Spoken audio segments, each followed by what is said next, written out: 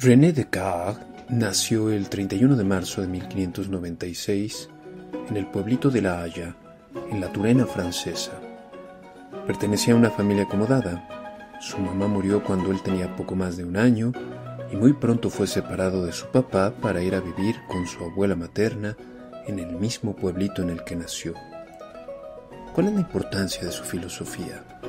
Para responder a esta pregunta conversaré, sirviéndome de los fantásticos poderes que me otorga el ser el autor de esta historia, con Monsieur Descartes. Cuénteme, Monsieur, ¿a qué dedicó su vida? Aunque al mirar con ánimo filosófico las distintas acciones y empresas de los hombres, no hallo casi ninguna que no me parezca vana e inútil, no deja con todo de satisfacerme el progreso que pienso haber hecho en la investigación de la verdad.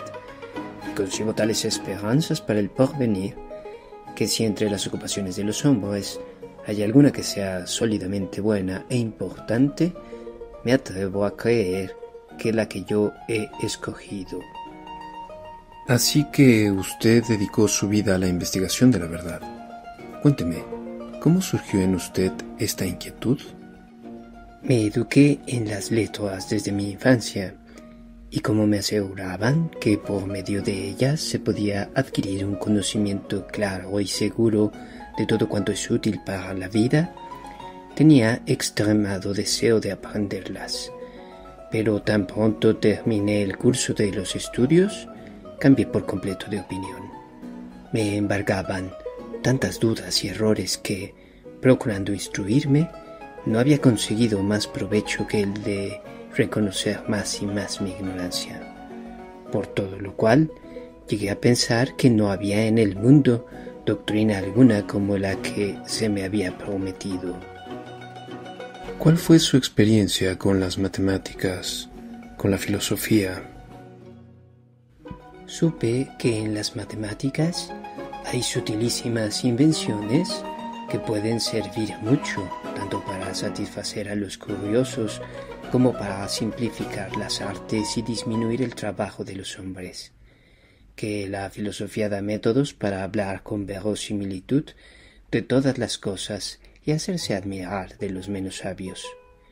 Gustaba, sobre todo, de las matemáticas, por la certeza y la evidencia de sus razones, y al pensar que sólo servían para las artes mecánicas, me extrañaba de que, siendo sus cimientos tan firmes y sólidos, no se hubiese construido sobre ellos nada más elevado. Comparaba, en cambio, los escritos de los antiguos paganos referentes a las costumbres con palacios muy soberbios y magníficos, pero edificados sobre arena y barro. Parece que no le gustaba mucho la filosofía, Monsieur. Nada diré de la filosofía, sino que, al ver que ha sido cultivada por los más excelsos espíritus que han existido en los siglos pasados, y que, sin embargo, no hay en ella cosa alguna que no sea objeto de disputa y, por consiguiente, no sea dudosa, no tenía yo la presunción de esperar acertar mejor que los demás.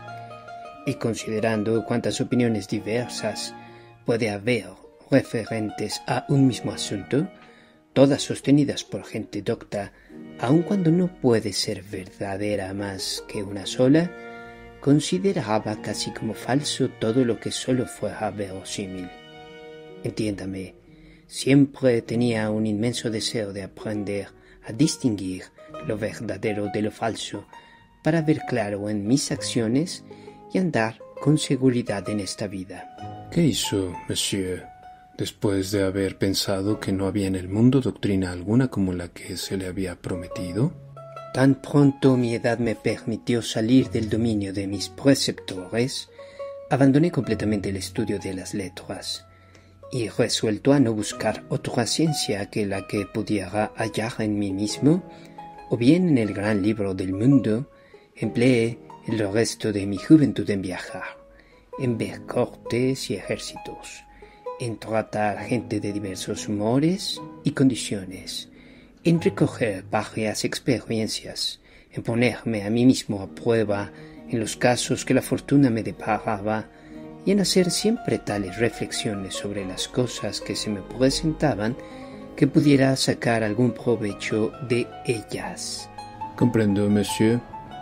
De ese modo, se acostumbró a darse un espacio y un tiempo para entregarse por entero a sus pensamientos. Efectivamente. Y uno de los primeros fue que por haber sido todos nosotros niños antes de ser hombres y haber necesitado por largo tiempo que nos gobernasen nuestros apetitos y nuestros preceptores, es casi imposible que nuestros juicios sean tan puros y sólidos como lo serían si desde el momento de nacer hubiéramos dispuesto por completo de nuestra razón y ella únicamente nos hubiera dirigido. En ese caso, monsieur, probablemente debamos considerar que ninguno de nuestros pensamientos es verdadero. Exactamente. A esa conclusión llegué. Pero, por lo que toca a las opiniones que había aceptado hasta entonces, lo mejor que podía hacer era acometer, de una vez, la empresa de abandonarlas para sustituirlas por otras mejores o aceptarlas de nuevo cuando las hubiese sometido al juicio de la razón.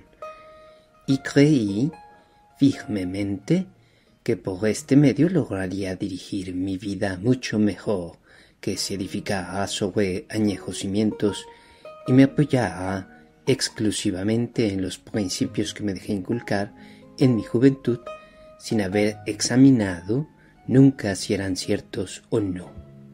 Monsieur, ¿está sugiriendo que todas las personas abandonemos nuestras opiniones por otras mejores o que las conservemos si resisten el juicio de la razón? Jamás. Mis designios no han sido nunca otros que tratar de reformar mis propios pensamientos y edificar sobre un terreno que sea enteramente mío. Si habiéndome complacido mi obra muestro aquí su modelo, no significa ello que yo aconseje a nadie que lo imite. La mera resolución de deshacerse de todas las opiniones recibidas anteriormente no es un ejemplo que todos deban seguir. Pero usted no solo quería deshacerse de sus antiguas opiniones. Usted buscaba algo más, ¿no es así? Yo estaba buscando el verdadero método para llegar al conocimiento de todas las cosas de que mi espíritu fuera capaz. Había estudiado un poco, cuando era más joven, de las partes de la filosofía, la lógica, y de las matemáticas, el análisis de los geómetras y el álgebra. Pero cuando las examiné advertí, con respecto a la lógica, que sus silogismos y la mayor parte de las instrucciones que da más sirven para explicar a otros las cosas ya sabidas o incluso para hablar sin juicio de las que se ignoran. Esto fue causa de que pensase que era necesario buscar algún otro método. Dígame, monsieur, exactamente qué hizo en su búsqueda de la verdad. Deseando tan solo buscar la verdad, pensé que debía rechazar como absolutamente falso todo aquello en que pudiera imaginar la menor duda, para ver si, después de hecho esto, no me quedaba en mis creencias algo que fuera enteramente indudable. Así, puesto que los sentidos nos engañan a veces, quise suponer que no hay cosa alguna que sea tal como ellos nos la hacen imaginar. Y como hay hombres que se equivocan al razonar, juzgué que estaba yo tan expuesto a errar como cualquier otro y rechacé como falsos todos los razonamientos que antes había tomado por demostraciones. Finalmente, considerando que los mismos pensamientos que tenemos estando despiertos pueden también ocurrírsenos cuando dormimos, sin que en tal caso sea ninguno verdadero, resolví fingir que todas las cosas que hasta entonces habían entrado en mi espíritu no eran más ciertas que las ilusiones de mis sueños. Pero advertí enseguida que aun queriendo pensar de este modo que todo es falso, era necesario que yo, que lo pensaba, fuese alguna cosa, y al advertir que esta verdad, pienso luego soy, era tan firme y segura que las suposiciones más extravagantes de los escépticos no eran capaces de conmoverla, juzgué que podía aceptarla como el primer principio de la filosofía que buscaba. Gracias, monsieur. Ha sido un placer conversar con usted. Descartes buscaba un conocimiento claro y seguro de todo cuanto es útil para la vida, pero consideraba que los métodos de la filosofía anterior a él fallaban en el intento. La argumentación filosófica, desde la cotidianidad, fallaba porque no hay en ella cosa alguna que no sea objeto de disputa y, por consiguiente, no sea dudosa. La lógica fallaba porque sus silogismos más bien sirven para explicar a otros las cosas ya sabidas o incluso para hablar sin juicio de las que se ignoran. En buena medida, la importancia de su filosofía consiste en haber desarrollado un nuevo método cuyo punto de partida no es el mundo exterior sino la conciencia.